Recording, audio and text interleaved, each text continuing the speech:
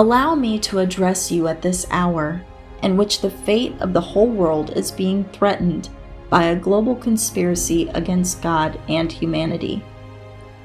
A global plan called the Great Reset is underway.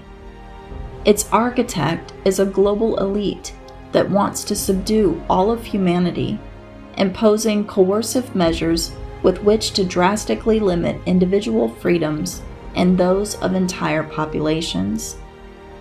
In several nations, this plan has already been approved and financed. In others, it is still in an early stage. Behind the world leaders who are the accomplices and executors of this infernal project, there are unscrupulous characters who finance the World Economic Forum and Event 201, promoting their agenda. The purpose of the Great Reset is the imposition of a health dictatorship, aiming at the imposition of liberticidal measures, hidden behind tempting promises of ensuring a universal income and canceling individual debt.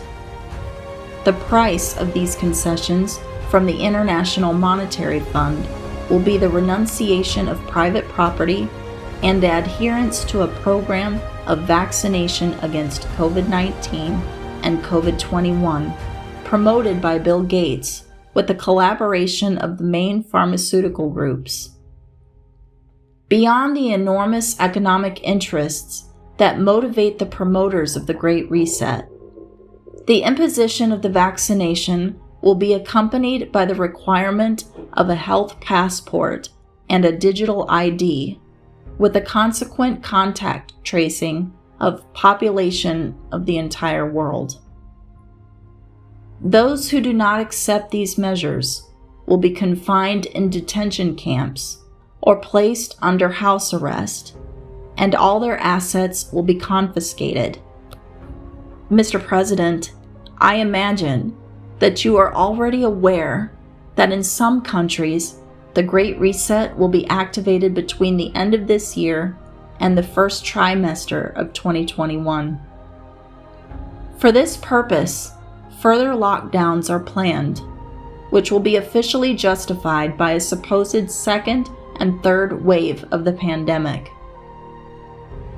You are well aware of the means that have been deployed to sow panic and legitimize draconian limitations on individual liberties, artfully provoking a worldwide economic crisis.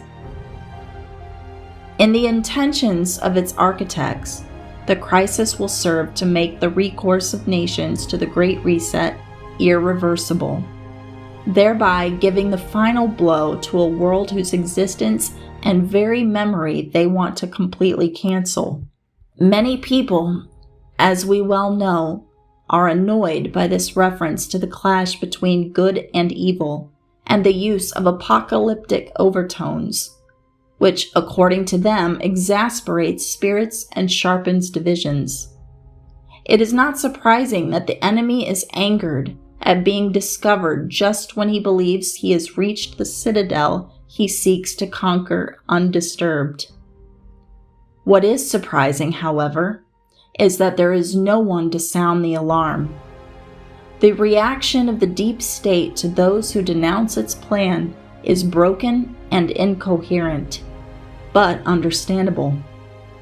Just when the complicity of the mainstream media has succeeded in making the transition to the New World Order almost painless and unnoticed, all sorts of deceptions, scandals, and crimes are coming to light.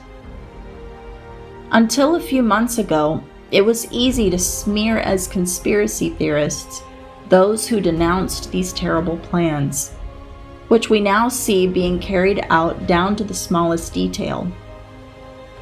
No one up till last February would have even thought that in all of our cities, citizens would be arrested simply for wanting to walk down the street, to breathe, to want to keep their business open, to want to go to church on Sunday. Yet now it's happening all over the world.